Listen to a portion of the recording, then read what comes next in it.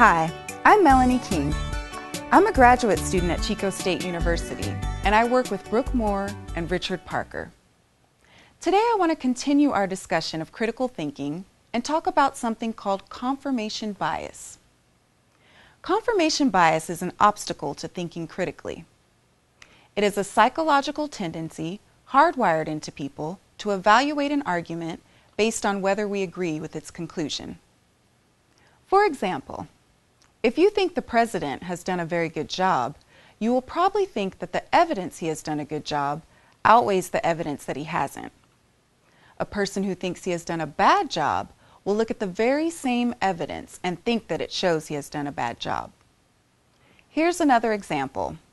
Consider this argument. All German shepherds are dogs.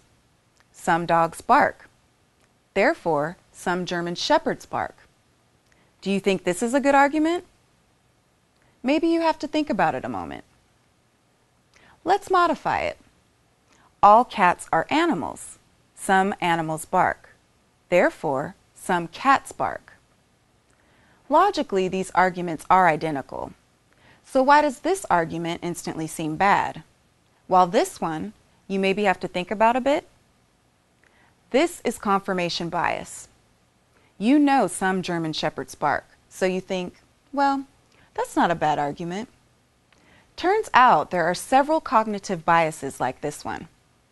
For example, we have a tendency to assume that the attitudes held by people we associate with are shared by society at large. This is known as false consensus effect. People also have a tendency to attach more weight to negative information than to positive information. This is known as negativity bias.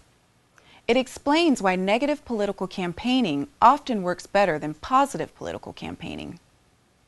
In the first chapter of Dr. Moore and Dr. Parker's textbook, you can find several of these cognitive biases discussed.